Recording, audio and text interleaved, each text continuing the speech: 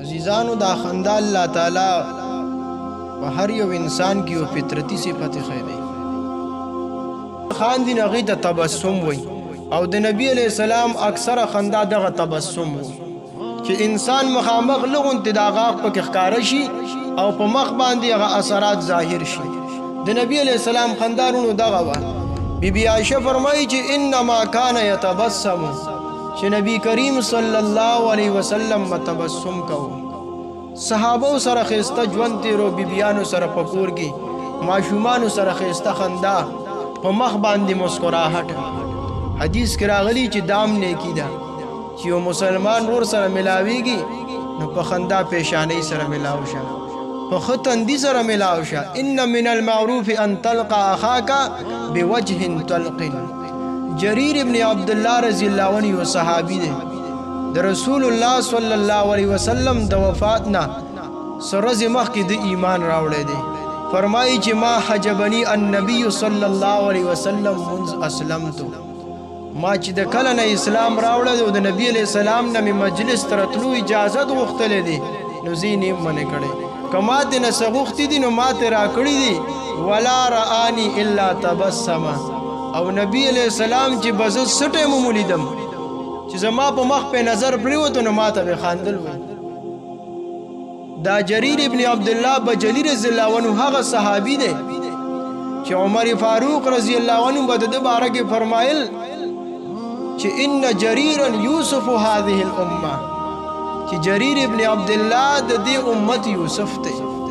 الله تعالی یوسف علیہ السلام ته ډیر زیات حسن ورکړو نبی علیہ السلام وی د معراج پشپا ما یوسف علیہ السلام په دریم اسمان کې صحیح کو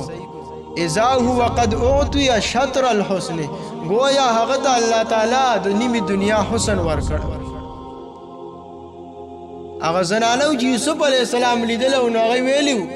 چې دا خو بشر او انسان نه دا خو ملائکه ده چته الله و د دومره حسن ورکړ نو دا جرير ابن عبد الله رضی الله عنه د دې امت هغه صحابي دی چې عمر فاروق رضی الله عنه په د متعلق فرمایل چې ان جريرا يوسف هذه الامه چې جرير ابن عبد الله د دې امت یوسف ته د عبد الله ابن عمر رضی الله عنهما یو کس تاسو کو وی آیا صحابه بخاندل نو عبد الله ابن عمر رضی الله عنهما وته فرمایل چې او صحابه بخاندل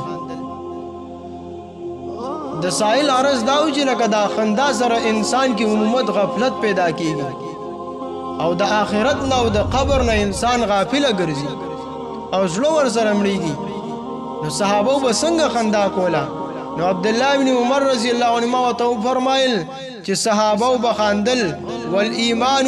فی قلوبهم اعظم من الجبل صحابه بخاندل لیکن دا غي خندا د غفلت نه و دا غي پزلونو کې ایمان د غر نه سیوا غټو ذکر فرمایي چې فرسان النهار ورهبان الليل صحابه به درز شاه سوارو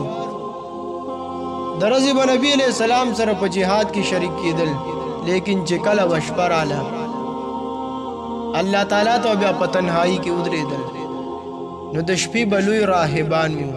او داسې جړاوې کوله